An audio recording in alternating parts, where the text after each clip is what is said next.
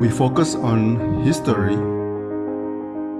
culture, religion, art, social, and philosophy of Nusantara.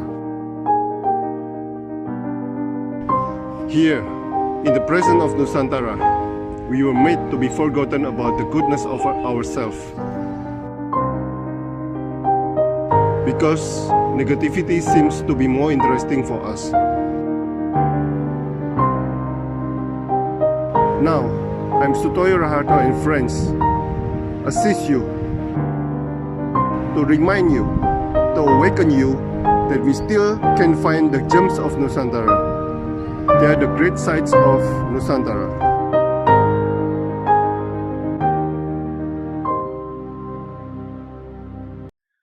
Selamat pagi, Ibu Dr. Mintowati, Magister Pendidikan, seorang wakil dekan bidang akademik Fakultas Bahasa dan Seni Universitas Surabaya. Universitas Negeri Surabaya. Ya, nanti keliru upaya nanti. Oke. Bu Minto, apa itu bahasa Indonesia, Bu? Dikatakan dibuat tahun 1928, tetapi pada waktu itu belum ada negara Indonesia. Jadi bahasa apa ini, Bu? Silakan. Baik, terima kasih untuk pertanyaan yang menarik ini. Bahasa Indonesia berakar dari bahasa Melayu. Jadi, sebagaimana diketahui, bahasa Melayu merupakan bahasa pergaulan, merupakan bahasa perdagangan, juga lingua franca, berbagai macam suku, bukan hanya suku-suku di Nusantara, tetapi juga sampai di Asia Tenggara. Nah, pada penjajahan Belanda, muncullah gerakan pemuda Indonesia yang memiliki kesadaran bahwa Indonesia ini harus dibentuk begitu ya. Nah, berawal pada perjuangan 1928 sampai dicetuskannya Sumpah Pemuda pada tanggal 28 Oktober 1928. Di situ salah satu bunyi sumpah ketiga menjunjung bahasa persatuan bahasa Indonesia. Jadi sekalipun negara Indonesia belum ada, tetapi pemuda-pemuda Indonesia yang bersatu pada waktu itu menyadari pentingnya memproklamasikan selain bertanah air satu tanah air Indonesia, berbangsa satu bangsa Indonesia, juga menjunjung bahasa persatuan bahasa Indonesia.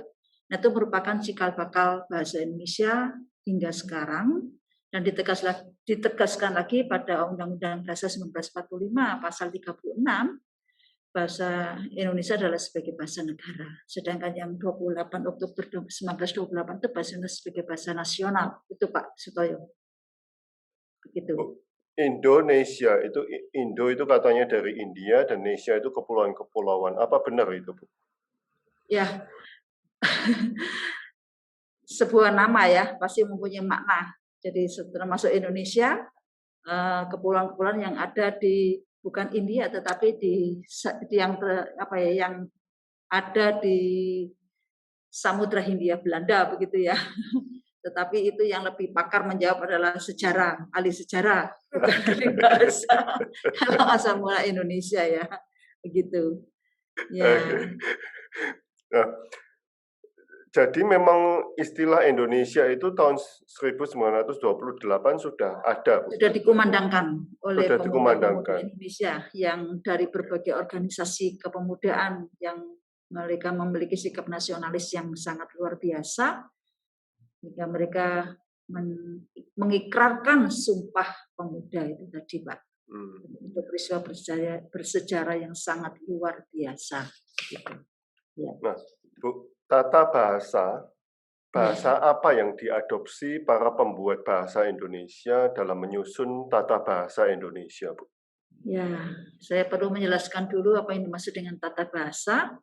Tata bahasa Indonesia berarti kaidah-kaidah yang mengatur bagaimana bahasa Indonesia itu digunakan. Ada kaidah yang berkaitan dengan tata bunyi atau fonologi, bagaimana melafalkan, bagaimana menuliskan ejaan dalam bahasa Indonesia, kemudian tata bentukan kata atau morfologi, bagaimana penutur bahasa Indonesia itu membentuk kata dan menggunakan kata, begitu pula tata kalimat, bagaimana penutur bahasa Indonesia menyusun kalimat dan menggunakan kalimat. Nah, di dalam penyusunan tata bahasa Indonesia jelas berakar dari bahasa-bahasa, terutama untuk tata kata ya, yaitu pengayaan kosakata.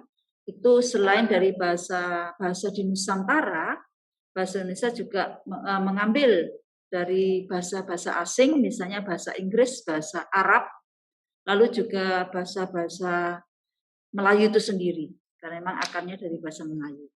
Dan itu terjadi pada semua bahasa, karena tidak ada satupun bahasa yang sudah sempurna kosakatanya, termasuk bahasa Indonesia. Nah, untuk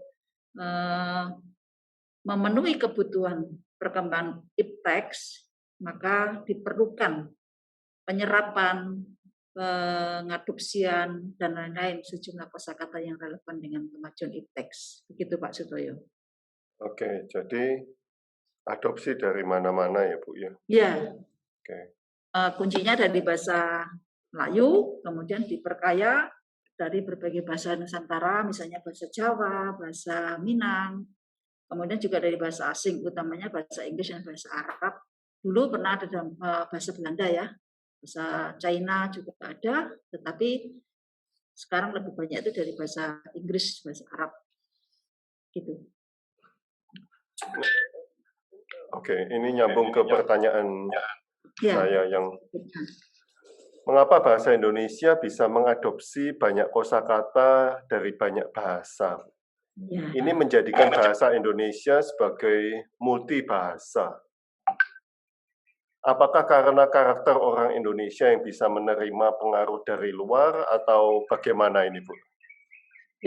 Ya, yang pertama jelas sifat bahasa itu sendiri. Sifat bahasa Indonesia adalah bahasa yang terbuka, tetapi tidak berarti liar ya di dalam penyerapan kosakata dari berbagai bahasa tadi, karena ada satu badan yang menangani pengembangan dan pembinaan bahasa di bawah Kemendikbud itu sudah mengeluarkan atau memproduksi pedoman. Yang pertama adalah Tata Bahasa Baku Bahasa Indonesia. Kemudian ada pedoman umum ejaan bahasa Indonesia sebagai pengganti dari pedoman ejaan yang disempurnakan. Lalu untuk pembentukan istilah dan termasuk kita menyerap kosakata dari berbagai bahasa tadi adalah ada pedoman umum pembentukan istilah. Jadi ada aturannya, Pak. Supaya apa? Supaya jati diri bahasa Indonesia yang tadi sudah saya katakan berasal dari bahasa Melayu, lalu diperkaya dari berbagai bahasa asing dan bahasa-bahasa di Nusantara sendiri, itu tetap memiliki jati diri khas bahasa Indonesia, bukan bahasa yang lain. Terus memang pemakai bahasa dalam hal ini akan mengikuti apa yang terutama pakar-pakar yang memperhatikan bahasa Indonesia ya akan mengikuti pedoman yang diproduksi oleh Badan Bahasa tadi, Pak. Jadi tidak sembarangan sehingga tetap punya jati diri, bukan termasuk mayoritas bahasa Inggris atau mayoritas bahasa Arab, tetapi ini loh bahasa Indonesia, begitu. Ya. Nah, Bu, ejaan lama, ejaan baru itu sebetulnya apakah ada efek di jati diri, Bu? Nah, apakah ejaan lama itu lebih ke Belanda atau Melayu gitu? Kalau kita kembali ke sejarah ejaan kan ada ejaan Van Ophuijsen. Itu zaman Belanda ya, 1908, zaman Balai Pustaka. Kemudian pada tahun 1947 itu ada ejaan Suwandi atau ejaan Republik. Nah, itu kalau Bapak masih ingat, kita masih menuliskan C itu dengan TJ, J dengan DJ, terus OE untuk U. Nah, misalnya kalau Pak Sutoyo lahir pada tahun itu mungkin Suweto gitu ya. Tapi itu sudah berubah. 1947 menjadi ada juga kerjasama dengan Malaysia, tapi itu tidak terlalu lama, ejaan Melindo. Kemudian pada tahun 1972 itu lahir pedoman umum ejaan yang disempurnakan atau EYD. Nah, itu sangat lama berlakunya. sampai pada tahun 2015 itu ada pencabutan pedoman ejaan disempurnakan menjadi pedoman umum ejaan bahasa Indonesia. Ada sedikit yang berubah, tidak terlalu banyak. Begitu. Itu yang berlaku hingga sekarang. Ejaan-ejaan ini berubah sesuai apa, Bu, kalau menurut Bu Minto? Sesuai dengan karakteristik bahasa Indonesia, Pak, ya. Misalnya kalau kita ke fonologi atau tata bunyi, kan ada vokal itu A, I, U, E, O. Kemudian kalau konsonan ya B sampai pada Z. Nah, untuk menuliskan huruf-huruf tadi, maka ditulis sesuai dengan pedoman PUEBI, ya, pedoman ejaan bahasa Indonesia. Misalnya tadi yang serapan dari bahasa Arab kan ada CH menjadi KH, SJ menjadi SY, syarat misalnya, khasiat, seperti itu disesuaikan dengan tata ejaan yang berlaku di Indonesia. Jadi untuk kepentingan pemakai bahasa supaya lebih mudah, juga untuk itu tadi pewujudan jati diri bahasa Indonesia yang sebenarnya. Itu Pak Sutoyo. Oke. Ya, ya. Jati diri. Ya. Nah, Bu, sesuai perkembangan waktu, apakah para ahli bahasa Indonesia juga menciptakan kosakata baru, Bu? Yang tadi kan Ya. adopsi, apakah ada penciptaan kosakata baru? Sebagaimana kita ketahui, manusia itu makhluk yang bisa berbahasa. Satu-satunya makhluk yang diciptakan Tuhan untuk mampu berbahasa. Kalau menurut Chomsky, sejak lahir manusia yang normal, dalam arti tidak ada kelainan di otak, dia punya yang namanya piranti pemberian bahasa atau language acquisition device, ya. Nah, berdasarkan apa yang ada di otak itu, kemudian dapat masukan dari lingkungan, manusia belajar berbahasa. Dan di situ timbul kreativitas manusia untuk berbahasa.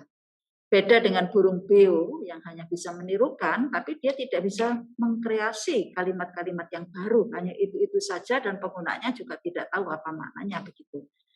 Nah, pemakai bahasa Indonesia juga yang secara formal diwadahi dalam Badan Pengembangan dan Pembinaan Bahasa Indonesia tadi, kemudian para pemerhati, para pakar bahasa Indonesia itu bertanggung jawab untuk mengawal bahasa Indonesia, sekaligus mereka di dalam memproduksi kalimat atau sampai pada tataran wacana, ya, mereka kan berkreasi untuk menciptakan kosakata baru.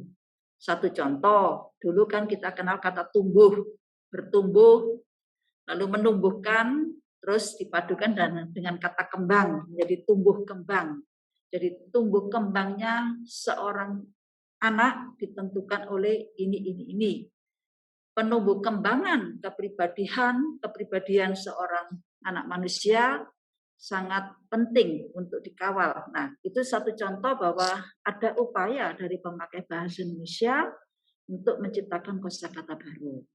Selain itu, beberapa contoh yang bisa saya sampaikan dari yang ada di Kamus Besar Bahasa Indonesia yang diterbitkan oleh Badan Bahasa, misalnya kata terungku, bukan terongku, ya, terungku, itu merupakan kosakata baru juga yang dipopulerkan oleh Badan Bahasa sebagai sinonim dari kata bui, penjara, atau hotel prodeo.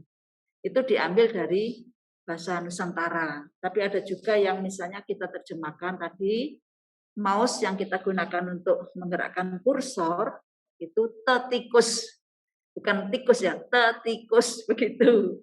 Terus gadget-gadget itu di Indonesia kan menjadi gawai, seperti itu, Pak. Jadi yang mengembangkan kosakata bahasa Indonesia selain Badan Bahasa sebagai lembaga yang memang secara resmi dibentuk oleh pemerintah dalam di bawah kewenangan Kemendikbud, juga para pemakai bahasa Indonesia secara umum maupun yang memang mendalami bahasa Indonesia. Karena manusia punya daya kreasi seperti itu, Pak Sutoyo. Ya. Berarti masih tetap dikreasi, ya, Bu, ya? Iya, ada yang kreasi manusia. Misalnya penyair itu kan juga jago membuat diksi yang baru ya Pak ya. Dengan imajinasi dan kreativitas yang tinggi, mereka tuh produktif dalam menghasilkan kosakata baru yang memperkaya kosakata bahasa Indonesia. Gitu. Nah, Bu, siapa yang menentukan arah perkembangan bahasa Indonesia, Bu? Ini tadi sudah dijelaskan ada satu lembaga, tetapi yang saya mau tanyakan, apakah ada satu lembaga? Ada ya. Atau perkembangan itu juga mengikuti masyarakat, Bu? Ya, secara formal tadi sudah saya sebut ada Badan Pengembangan dan Pembinaan Bahasa yang bukan hanya mengawasi, mengatur, mengarahkan bagaimana bahasa Indonesia, tapi juga bahasa daerah dan bahasa asing yang ada di Indonesia. Tetapi sebetulnya seluruh pemakai bahasa Indonesia itu bertanggung jawab untuk menentukan arah perkembangan bahasa Indonesia. Lalu juga orang-orang yang pakar di bidangnya, termasuk pemimpin, Pak. Misalnya presiden. Seorang presiden itu kan tuturannya ketika disiarkan oleh media massa kan didengar, ditonton oleh sekian banyak masyarakat Indonesia.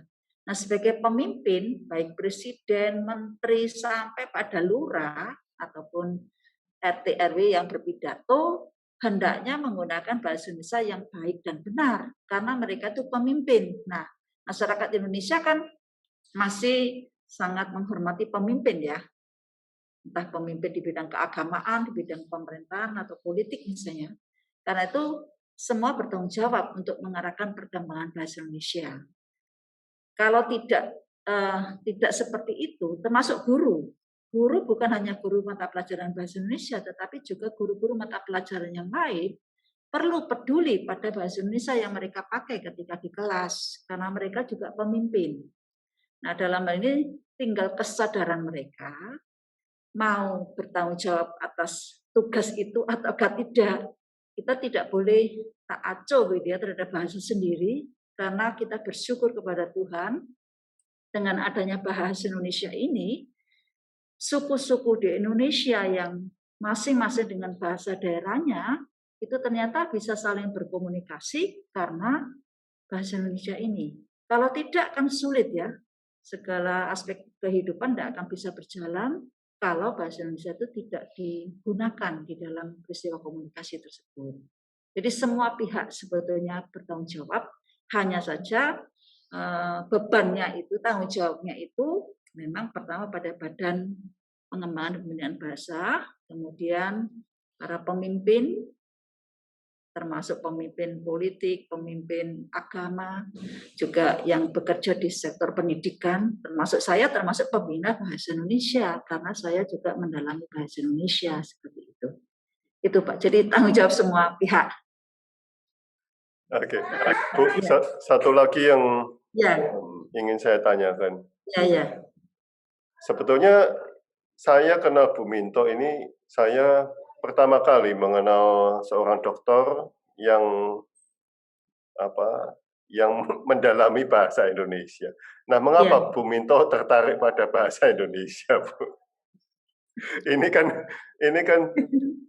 ini sesuatu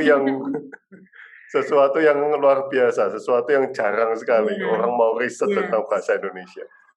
Baik ya, kalau ada sejarah sih ya. Dulu kan saya itu lulusan SPG, yang sekarang sudah tidak ada lagi karena sekarang jadi guru itu kan harus S1. Nah, lulusan SPG itu tidak akan bisa melanjutkan perkuliahan kalau nilainya tidak tinggi, nilainya harus di atas 7 rata-ratanya. Itu satu. Yang kedua, tidak sembarang prodi itu bisa diambil, Pak. Beda kalau dia lulusan SMA. Nah, salah satunya yang bisa saya ambil untuk masuk ke perguruan tinggi waktu itu adalah bahasa Indonesia. Padahal sebetulnya saya nggak suka, karena gurunya itu suka mengolok. Kalau kami melakukan kesalahan itu diolok, digojlok begitu ya. Nah, justru karena disitulah saya mulai mempelajari bahasa Indonesia dan ya jatuh cinta ya, karena S1, S2, S3 saya semuanya pendidikan bahasa Indonesia begitu. Jadi sebetulnya ya kesasar, tetapi ternyata sampai di tempat yang tepat untuk saya. Begitu. Jadi saya tidak pernah menyesal untuk mendalami bahasa Indonesia, karena memang bahasa merupakan salah satu sarana komunikasi yang sangat penting. Begitu, Pak Sutoyo. Nah, Bu, kalau kita ke luar Jawa, itu masih banyak orang yang tidak mengenal bahasa Indonesia, Bu. Ya. Mereka tidak mengenal bahasa Indonesia, mereka tidak mengenal presidennya siapa, dipikir ya presidennya masih zaman Soeharto dan sebagainya. Sebetulnya tantangan bahasa Indonesia itu apa, Bu, untuk Indonesia sendiri secara makro yang begini besar ya? Baik. Bahasa Indonesia itu kan dapat diklasifikasikan, ada bahasa Indonesia sehari-hari, ada bahasa Indonesia yang resmi standar, Pak. Kalau bahasa Indonesia yang standar atau baku atau resmi itu memang digunakan dalam peristiwa-peristiwa resmi, baik itu peristiwa yang berjalan secara lisan atau tulis. Nah, bahasa Indonesia sehari-hari itu yang digunakan dalam kehidupan sehari-hari, misalnya di dalam pergaulan, di dalam komunikasi di pasar, di toko, dan lain-lain seperti itu. Nah, kalau yang saya amati di luar Jawa itu kan mereka menggunakan bahasa Indonesia sehari-hari sesuai dengan logat.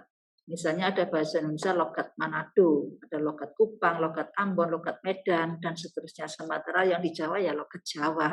Terutama intonasinya, kalau di Jawa itu intonasinya cenderung turun.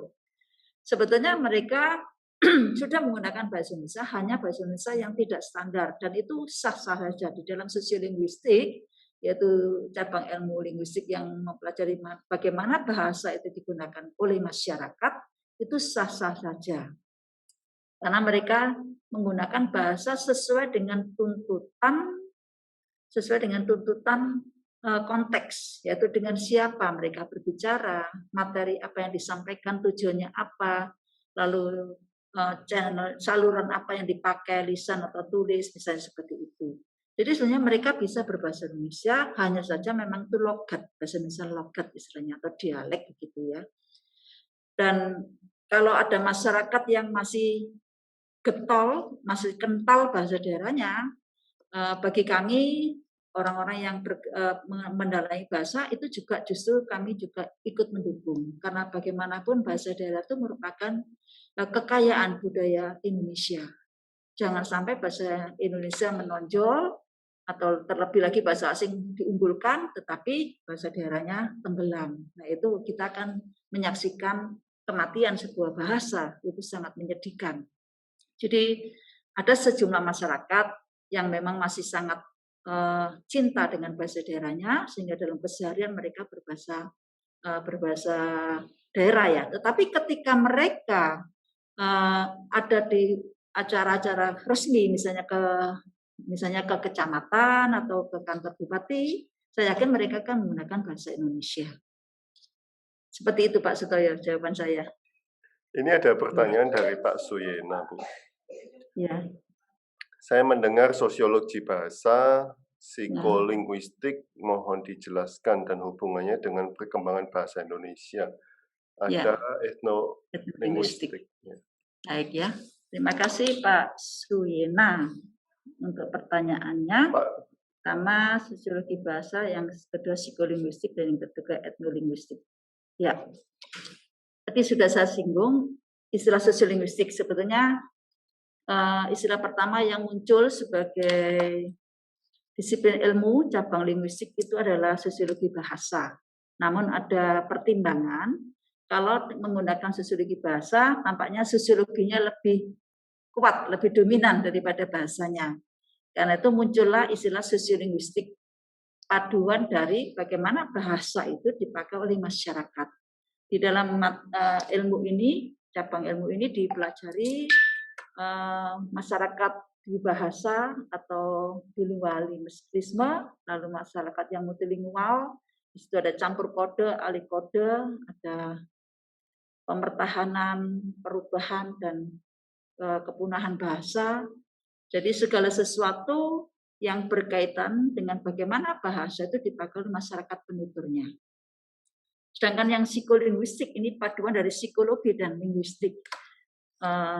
Pertama muncul kan psychology and linguistics begitu ya. Kemudian dengan pertimbangan kalau psikologi bahasa itu lebih ke psikologinya daripada bahasanya, maka muncullah istilah psikolinguistik.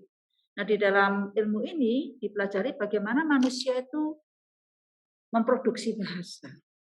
Bagaimana manusia itu mengkomprehensi. Jadi ketika tadi sudah saya singgung, Chomsky mengatakan manusia itu punya language acquisition device di otaknya. Untuk yang normal ya. Beda dengan anak yang berkebutuhan khusus yang terkena di inteligensinya, misalnya anak autis, Down syndrome, itu justru LED-nya terganggu. Nah, untuk manusia yang normal, mereka sudah punya LED tadi untuk memperoleh dan mempelajari bahasa. Sudah ada ya istilahnya bakat dalam tanda kutip ya, bukan bakat seperti bakat main sepak bola. Sudah ada piranti. Nah, ketika mereka lahir ada tahapan perkembangan bahasa, itu juga salah satu bahasan di dalam psikolinguistik.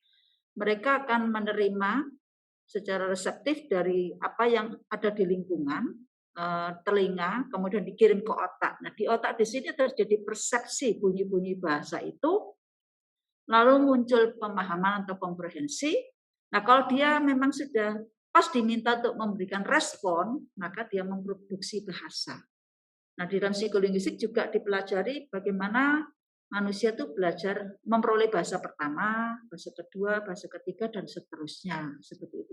Termasuk adanya gangguan berbahasa yang dialami oleh anak-anak berkebutuhan khusus yang non-fisik ya. Nah, seperti itu. Sedangkan yang etnolinguistik, bagaimana sebuah bahasa yang dimiliki etnis, meskipun bahasa tidak selalu menunjukkan etnis. Satu contoh misalnya ya, Pak Sutoyo kan orang Indonesia, tapi ada keturunan China.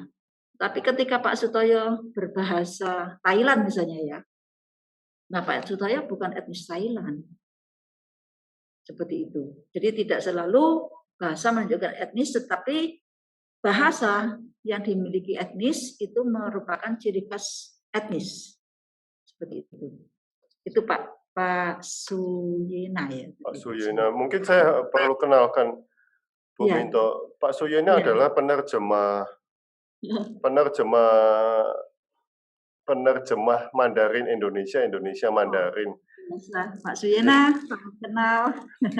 Nah, Pak Suyena mungkin perlu tahu Bu Minto adalah salah satu pemimpin sastra Mandarin. Pendidikan bahasa Mandarin di UNESA. Jadi mungkin bisa perkenalan kalau ada yang dibutuhkan. Bisa kenalkan dengan kajur yang baru Pak Suyena. Siapa tahu nanti bisa jadi narsum di kuliah tamu atau bagaimana begitu. Ya. Terima kasih. Ya. Oke. Terima kasih Bu Minto atas waktunya, atas sharing pengalamannya ini. Ya.